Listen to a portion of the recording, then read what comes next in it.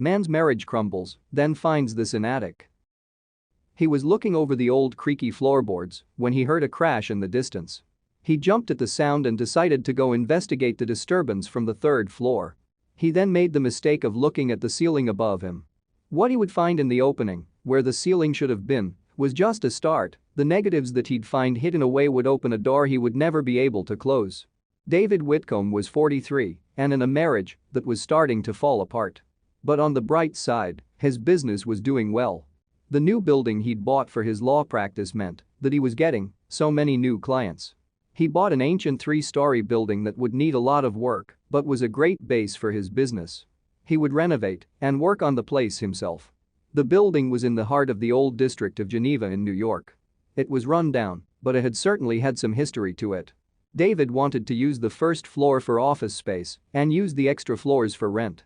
He was always curious about the history behind the building and its historical significance. The building wasn't pretty to look at from the outside. Just row after row of old windows, some cracked and broken. Growing up, David had heard rumors about 37 Seneca Street. He was always fascinated by the neighborhood and couldn't pass up on the opportunity to buy the building once it went up for sale. 11 skinny rivers run between the Pennsylvania border and Lake Ontario.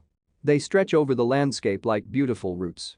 But the Finger Lakes had always been a little strange. Seneca Lake always stirred up the wildest stories from the mouths of residents.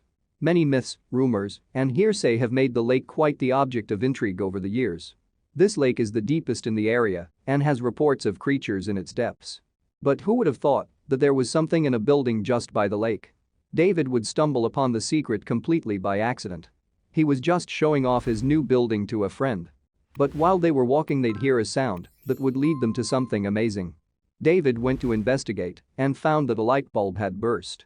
But then he'd notice much more. He noticed a stained ceiling that wasn't quite right. He then realized that it had a weird joint to the top of the wall. Like something was behind it. David motioned to his friend to come and help in their investigation. That's a fake drop ceiling. The wood underneath doesn't look like the roof. From the outside, the building didn't seem like it had an attic, though. It hadn't been on the building plans. And yet there it was, sealed over by drywall and lost to time.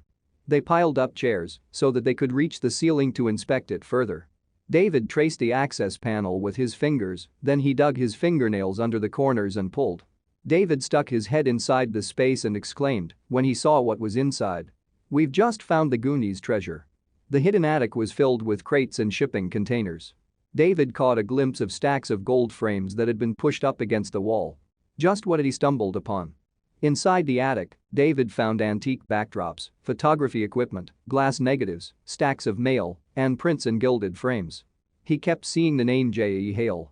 We quickly realized all the material was photographs and photography related and repeatedly saw the name J.E. Hale on photos, boxes, shipping containers, and even found a stack of his mail from approximately the fall of 1916, David explained later. But who was J.E. Hale? And why had the attic been sealed?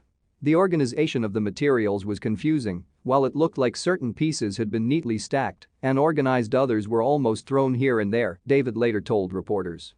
But one portrait, in particular, caught his eye. It was clear from the items that this was a hidden photography studio. As David and his friend fell to their knees and started going through all the items, they came upon something extraordinary. David was on his hands and knees when he noticed some large pieces of glass on the ground. He scrabbled to pick one up, shone his phone's flashlight behind it, and immediately stopped. It was a piece of a glass plate negative. He frantically searched for the other pieces. And he recognized the woman whose image had been burned into the glass. You see, just as the building had attracted David, it had attracted someone else, too. The Seneca Lake area wasn't just a hotbed of strange happenings and Native American folklore, it was also the birthplace of the American women's rights movement. Since 1848, women have had a powerful history in the Finger Lakes region. The first women's rights convention was held in Seneca Falls. What were the chances that what David held in his hands was a piece of American history? David had found a picture of Susan B. Anthony. What's more, it was the original negative of one of the most famous photographs of the suffragist, taken a year before she died.